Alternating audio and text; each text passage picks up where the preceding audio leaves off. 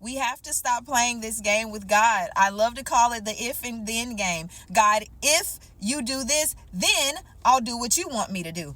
If you bring me the house, then I will leave the man. If you bring me the job, then I will leave this other job. If you bring me the car, then I'll let go of this other car that I know I need to let go of. That is not how God works. That is not how faith works. That is not how trusting in God or having fearless and blindless faith works. If you're wanting to build your relationship with God, we got to stop playing the if and then game.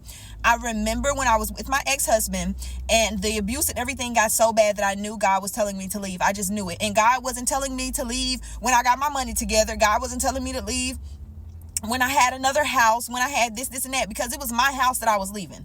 I was leaving my house. And God was just like, no, leave. Immediately, leave.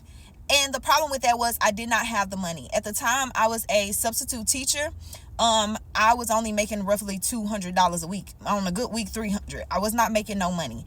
And I just was planning my escape, and I was looking at it like, dang, well, if I leave now, I'm only have $200 in my pocket. Like, what am I going to do? At the time, my mother had already reached out and said she wanted me to stay or come stay with her. She would rather me stay with her than to go through that. And it was hard for me because I was actually leaving my house that I built for my kids.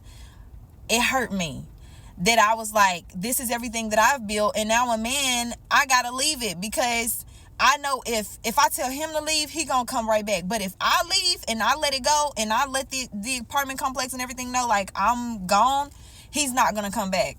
So it got to a point where like God was like, I don't care about it, ain't about the money, you need to go. I sat with God and I said, well, God, the problem is the money. So if you bring me the money, again, the if and then, if you bring me the money, then I'll go ahead and leave this man. But if not, then I need to stay with this man like for a little minute while I stack up my money and while I create like an exit plan and all of this. Again, I was only making $200 a week. He's paying all the bills. So the money that I had, I'm putting into the house, the little I can, and the kids. And God immediately said, no, you leave and I will supply the finances. I will give you the finances. But first you got to leave.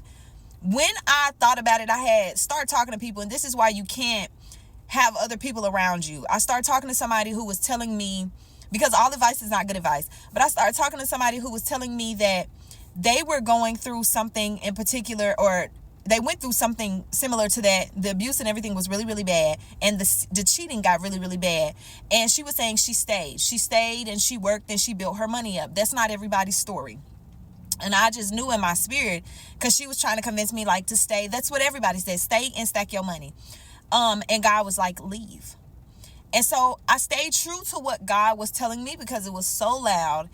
And I told God, I said, well, if I leave, like, I'm not going to have the money. So bring me the job. I'm looking for jobs this whole time. I'm looking for jobs. I can't find no job. And then God says, I'm tell you again, leave and I will supply the job.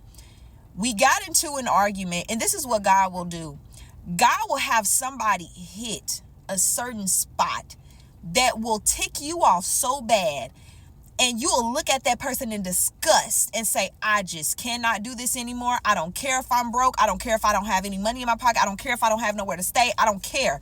Again, I did not want to stay with my mother because I knew how difficult that would be for me. And I love my own space. I've had my own spaces forever. So I didn't want to go back to that. But I was like, this is a dire situation here. And that man must have said some words to me. And after cheating, after the abuse and everything, he gaslit me to the point where it definitely wasn't convincing. It had me to the point like, are you kidding me? Are you insane? What is wrong with you? Where he started blaming me for everything and saying, you got fault in this too. And I said, you know what? You can have all of this. I gotta go. So I called my mom and I left. Y'all, literally the next day, I got a job paying $25 an hour. This is when I was working at Amazon. Really good money. My mother was helping me watch, my mom and my dad were helping me watch my kids. And it wasn't perfect. It was by far perfect. But it was a lesson in that.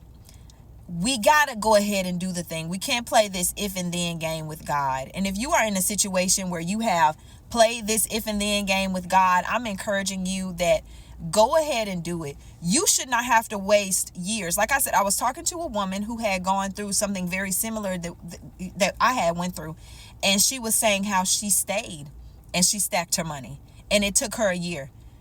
Do not let somebody tell you how long it's going to take you. And the Bible speaks about that too. When we go back to Jeremiah, and he was telling them about, like, hey, God is going to come and get y'all out of bondage. God is going to come and get y'all.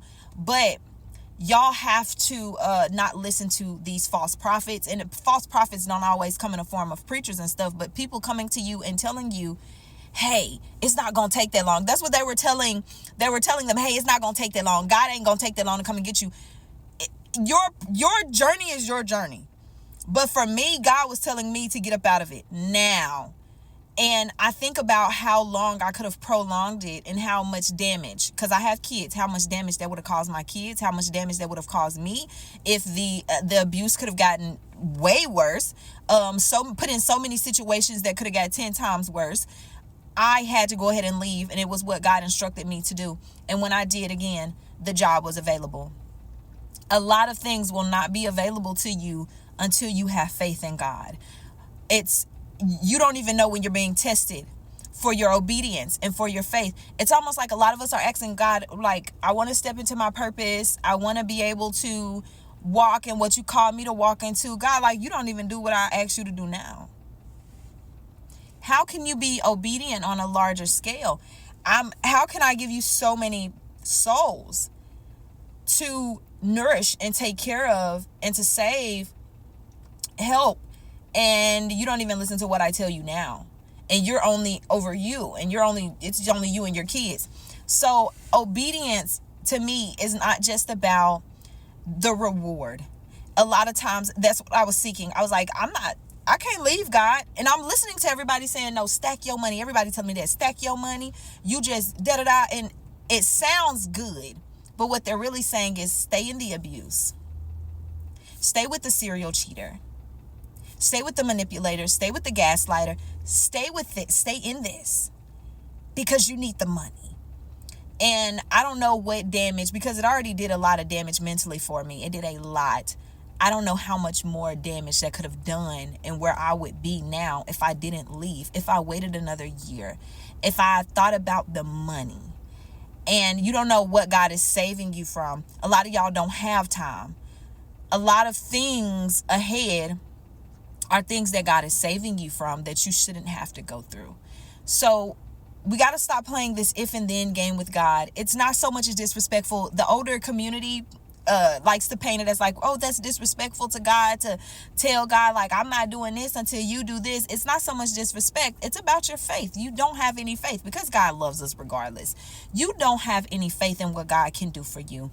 And to build your faith, God is not always going to give you something before you leave something. That is not how this is going to work. You are going to need to stay strong and go ahead and make that move, even though you don't know what God is doing. And it is scary. I always tell people, I know I talk about this stuff and I give people insight and knowledge because of what I went through, but sometimes I do forget how scary it was because I'm on the other side of it now. It was scary. There was a lot of nights where I was crying. There was a lot of nights where I had to stay in my word just to stay motivated because I didn't know what God was going to do. And now that I look back over my life, I'm like, oh my God, I'm so glad. I'm so glad that I was obedient. I'm so glad that this happened. Some things I'll never know why they happened that way, but some things I absolutely do see. And this is just your moment. I don't know if it's something that you're leaving, that you need to leave, something that you need to do. Let's just not play this if and then game with God. Let's go ahead and be obedient and do what we got to do because you're only hurting yourself in the long run.